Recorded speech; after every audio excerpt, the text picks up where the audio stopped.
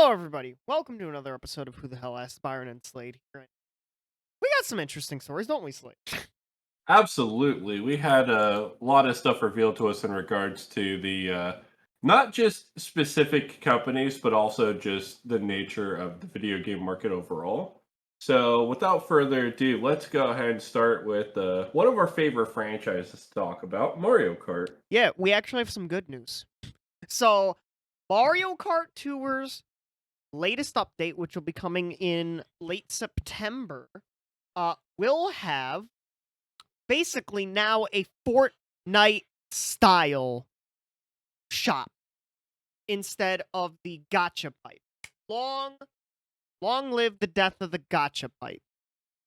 That is right. So, now you will be able to purchase through, a cycling amount of cards, characters, accessories, etc. Yep. Instead of having to buy them all, or instead of having to roll gotcha and basically gamble for all of them now. So this is Yes. absolutely fantastic news for anybody who plays Mario Kart Tour. I know I never got into it personally, Not but neither this did might I. be a good chance for me to, take a look May- at it. maybe.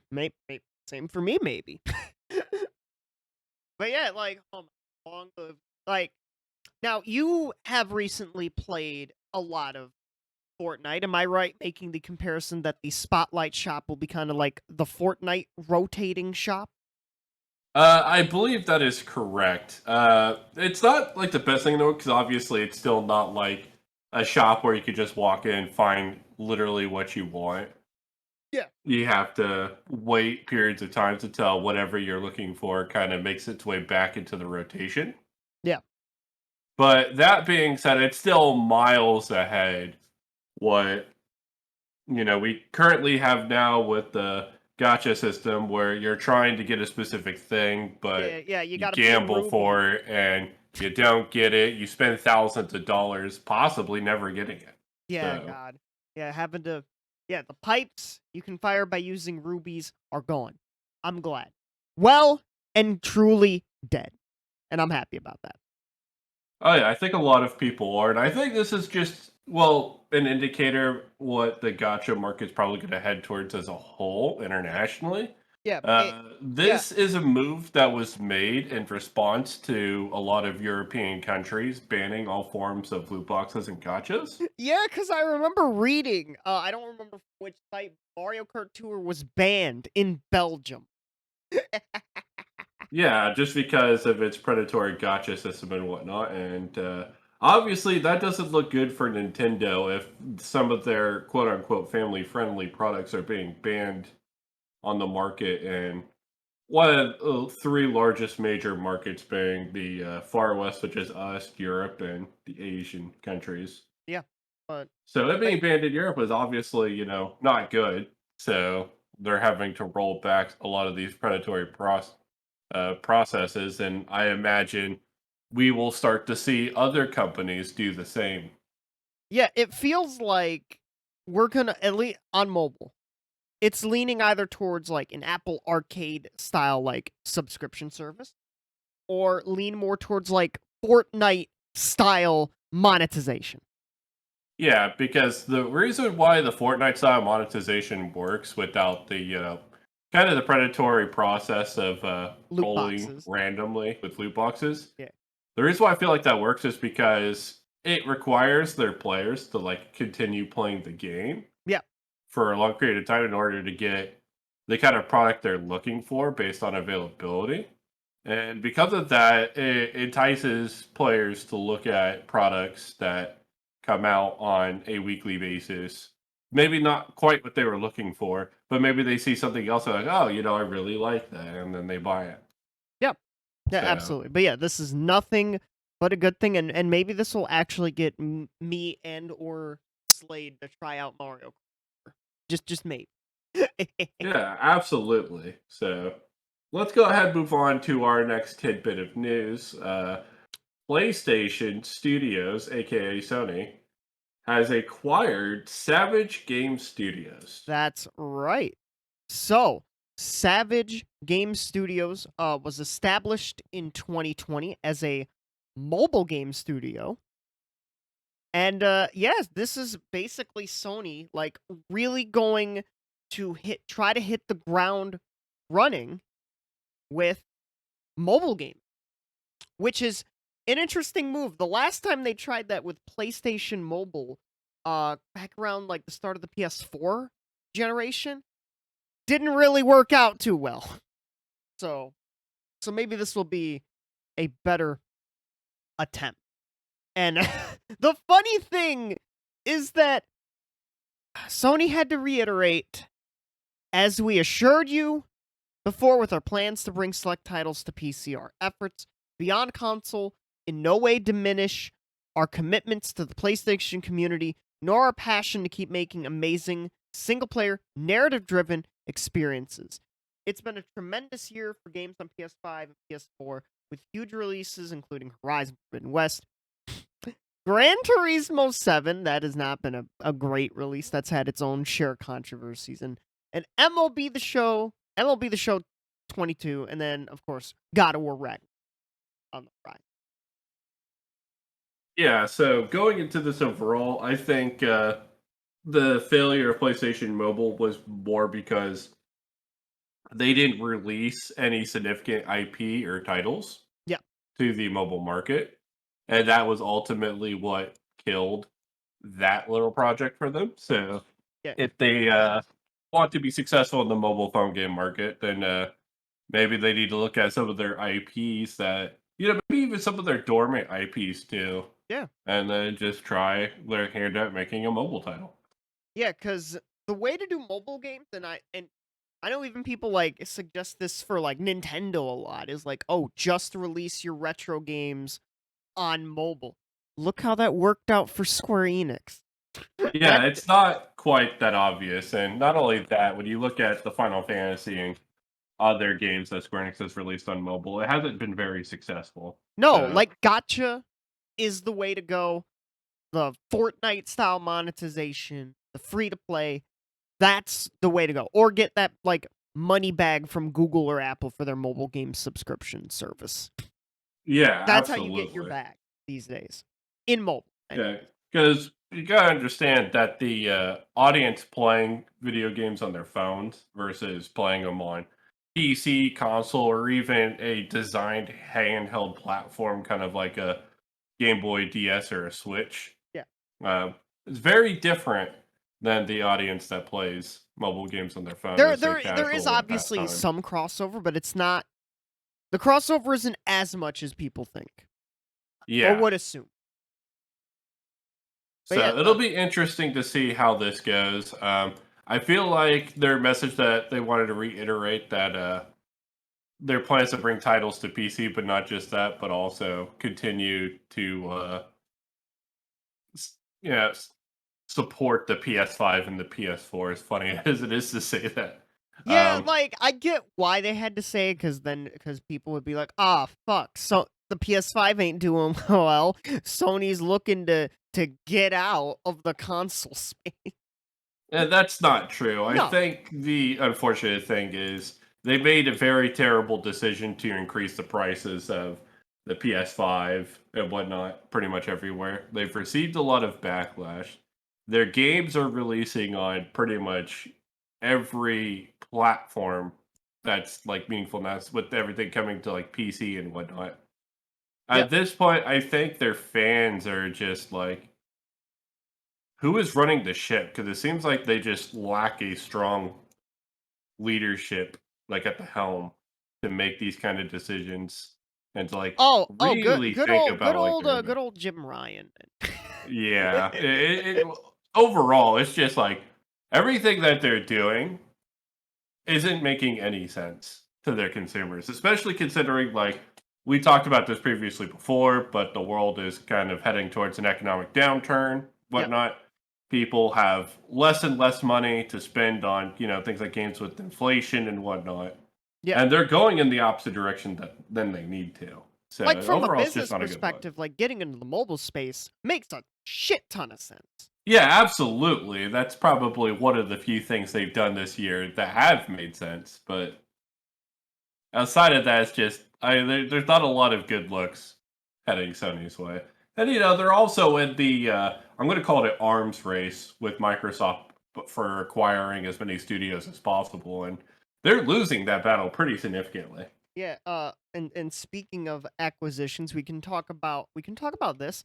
Sony alongside Tencent will be taking a minority stake in FromSoftware Inc., makers That is of correct. potential Game of the Year winner Elden Ring.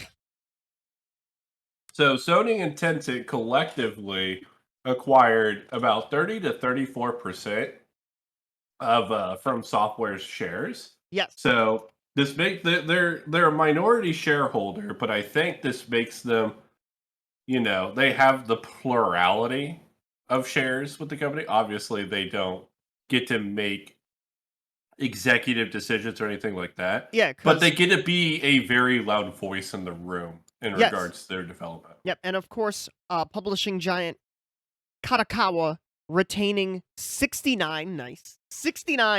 69.66% of shares. So Kawa, Kadokawa still the full owner of, well, still the majority owner, I mean, of FromSoft, but for how much longer? For how much longer?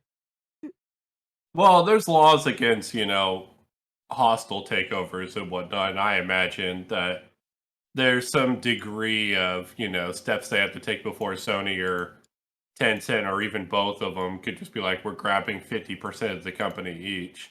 I Well, liken this more to the Pokemon company type approach, where 33% shared between Nintendo, Game Freak, and the Pokemon company true. I was itself. more thinking of just like an outright cash acquisition, like we've Yeah, and seen, this could but just be purely monetary, and yeah, Sony and Tencent aren't looking to get involved in, you know, the way they develop, publish, and distribute video games and whatnot. yeah.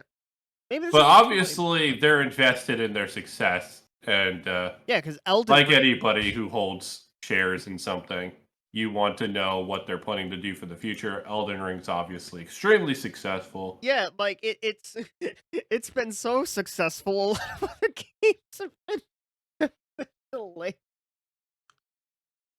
Yeah, yeah, half the Uh, games that are delayed, probably legitimate delays, but yeah, regardless, yeah, but like they don't it's want the to release running their joke. game next to Elden Ring looking pretty terrible. Yeah, yeah, it's the big running joke of like, oh, Yeah. Elden Ring's so good, every other game is getting delayed. But Yeah, this Game Awards when it comes up, it's gonna be so predictable what wins nearly everything. well, we will see about that that time comes. Yeah, but there's just some interesting tidbit of news that Tencent and Sony are making big moves on Yep. one of the largest game publishers out Yeah. there right now. And speaking of some moves being made, we have something from Microsoft. We got some good news and we got some bad. Let's take the good first. Microsoft are testing out in Ireland and Colombia an Xbox Game Pass family and friends plan. So it will cost in Ireland 21.99 euro, which currently that is about 21.89 US dollars. And then in Colombia, it will be 49,900 pesos, which is the equivalent of $11.07 in the US. That is correct. So overall, looking at this, it's not the worst family subscription plan you could have. In fact, I would argue that the pricing is actually pretty good for the most part. Yeah. It's competitive, not with other subscription plans for video games. I think we're looking at Sony, where the pricing model is like significantly worse than this. But it's more along the lines of competing with things like Netflix and whatnot in terms of their family plans. So Yep. So, their approach to be the Netflix of gaming is going very swimmingly. Microsoft obviously acquired a billion companies. yep. So the value for this Game Pass is only going to grow Yeah. as time passes. Yeah, and the family and friends plan members will gain all of the usual benefits of Xbox Game Pass Ultimate, which includes cloud streaming, rotating selection of games, while pricing details haven't been revealed in the US. It figures to be roughly about $10 more than current Game Pass Ultimate, which would be $14.99. The plan will allow users to share the cost amongst multiple people, making it a boon for college students who are just now returning to dorms. And Microsoft has a page here of some frequently asked questions. And so here's a few ones. The family plan can only be shared with people who live in the same country/region. That's fair, I would think. Oh yeah, And and yep. go ahead.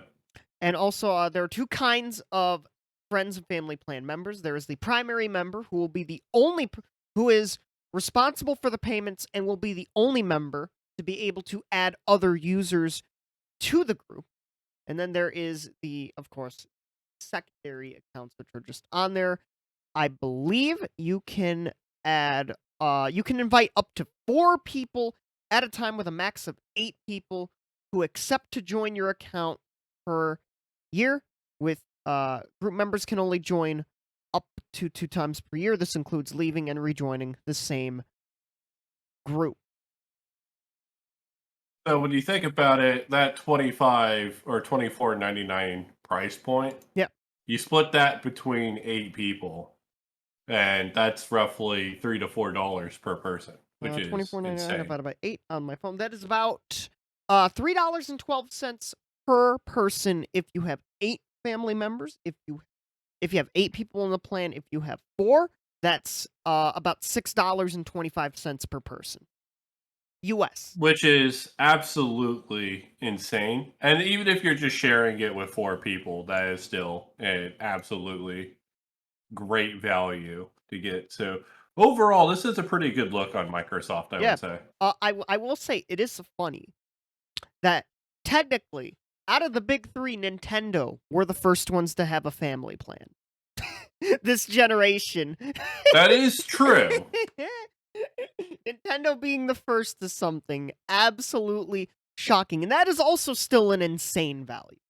Well, it's kind of funny that we talk about that, considering that once the online services like opened up for the Switch, it was initially free. So Yeah. even though they had a family plan and whatnot, it was still pretty backwards in compared to like how people view that versus how people Yeah, view but Game Pass and I whatnot from just found it Microsoft. very funny that out of the big 3 this generation, Nintendo were the first to have a family plan. Oh yeah, it's kind of funny because Nintendo in some areas is incredibly forward thinking, and in a Yes. lot of areas they're just incredibly their views are incredibly aged and backwards. So like Uh, it's just it's pretty funny when they do come out with something that's yeah. like But yeah, this will be an absolute boon for families, for college friends, like the IGN article mentioned. Like, hey, it's perfect for those college kids who are heading back to school now. But yeah, uh, this will eventually come to the U.S. and a lot of other regions, so that will be interesting to see what the price points will be, and yeah, and of course you get all the benefits, including EA Play, member discounts, and Xbox Game Studios titles the same day as release. And speaking of an Xbox Game Studio title, Slate, I will let you take the floor on our final topic for the evening. yeah. So we said we had some good news from Microsoft and some bad news. Let's get into some bad news. It's gonna be the good, the bad, and the ugly Yes, up in here. so Halo So, Infinite. Halo Infinite, that is correct. Halo Infinite Forge mode gets a November release date, which I believe is even later than they said that it initially was going to be. So, that's already bad, but then it gets worse. Yeah. Split screen co op has been canceled entirely. Yes, So, there is still going to be campaign network co-op, so online co-op will still be a thing, but split screen is no more, which that has, I believe, Slade, that hasn't been a thing since I think Halo 4, because Halo 5, I believe, also did not have split screen campaign. that is correct. And that was one of the most requested things coming into Halo Infinite and it was probably one of the most major parts of their roadmap that they stated that they were going to do. So the fact that they announced that they were removing the idea of split screen entirely is naturally made a lot of people very, very upset. Yep. So, not a good look when you consider that. And this is just a comparison sake because it's really they're competing with Destiny and Yeah. Which Bungie. funnily enough, just got acquired by Sony a while ago. Yeah. The funny thing about this is when you look at the roadmap for Bungie, Bungie has released two and about to release a third expansion coming up Mhm. in the span of a year and a half. Halo Infinite has released some DLC maps, a gun, some gun skins, and that's it. Well, and Forge. Forge isn't out until November, Well, yeah, so but like that's that'll be. actually not even true right now. Oh. So when you see what Bungie has done with Destiny and whatnot, and then you see what 343 is doing with Halo Infinite, it's not good. That's not even getting into the pretty terrible monetization practices or the heavy grind of the battle pass. Yeah. Or the fact that the game was pretty buggy and unplayable in some cases on release. Yeah, like maybe this is just my outside perspective as someone who doesn't really play Halo that much. I feel like Microsoft, to an extent, and 343 were not prepared for like a more free to play style Halo. Maybe I'm wrong on making that assumption. No, I think you're 100% on the money there. That's absolutely correct. I think they fumbled the bag with Halo Infinite pretty hard. And now, even Halo's most loyal fans who have really not enjoyed a Halo experience since Halo Reach are now getting like pretty done with the IP and the company overall, Yeah, which that really or sad. yeah, that or they're just playing Master Chief Collection. Yeah, Master Chief Collection seems to have been the only decent thing 343's put out there since Halo Reach. And that's all Bungie titles that they remastered on there. So this is not a good look, Byron. This is not a good look at all. Yeah. So this is just kind of the state of AAA games as a whole right now. You either have these studios that release these kind of unfinished products and then promise to release the rest of the product later. They run into issues with their roadmaps, and half the stuff on the roadmap that's promised that people pay for gets canceled. And Yeah, it's because just if I remember correctly, you have to pay for the campaign for Infinite, right? that is correct. The multiplayer is free. Yep. You get access to like all the stuff for free, like the battle pass and all that. Okay. So anybody who paid for the campaign right now, I think they straight up got robbed at this point. Yes, I'd say especially if you were looking forward to split screen. If you're just like online, like cool, you have the campaign coming, even though like maybe it should have been there at launch for the campaign, but but Yeah. you know what I mean. That probably should have been there at launch. But Yeah, overall, this is just not a good look for Halo, and I think it's just something that like a lot more AAA studios see that fucking developers like CD Projekt Red can release games like Cyberpunk 2077, yeah, and that they get enough fucking pre-orders, then they'll release a game in a completely unplayable state yeah, and pretty much get away with it. yeah. But Man, it's honestly sad. yeah, but yeah, like Slade said, the Forge beta will be coming, as I mentioned earlier. Campaign network co-op, a 30-tier battle pass, a couple new maps, some events for the month, a new game mode called Convert One Flag, quality of life improvements that will be coming in the winter update, and then in the season 2 update, which, god damn, season 2 happening in March of 2023. And I thought Fall Guys seasons, like the past few, were long. God, Halo Infinite Season 1 is like, God, what, like 15 months long? Or something like that. But yeah, with Season 2, you get new maps, arena, and big team battle, a new weapon, a new 100 tier season pass, new equipment, a custom game browser, which, alright, maybe that should have been in the winter update, but whatever. New game modes, VIP and escalation, a new fracture event, quality of life improvements, more updates to Forge, and apparently a new narrative event. Also, that is Season 3, not Season 2. My fucking bad on that. I thought it was Season... thought it was Season 2. No, it's Season 3. Yeah. So honestly, just looking at this like overall, um, somebody that I know absolutely loves Halo and plays it kind of put it to me in a really good way. It's not that because obviously people are very disappointed that they're canceling the campaign co-op and whatnot for split Absolutely. screen. That the Forge beta is going to be the first part of the roadmap that's going to hit November 8th, which is I think almost a year after the game's release. I know it released in Yeah, like December last year. 11 months? 11 months before I anything of their roadmap is significantly taking place Yeah. whatsoever. It's the fact that throughout this entire process, 343 has not been transparent whatsoever Yeah. in regards to the issues they're having with development and whatnot.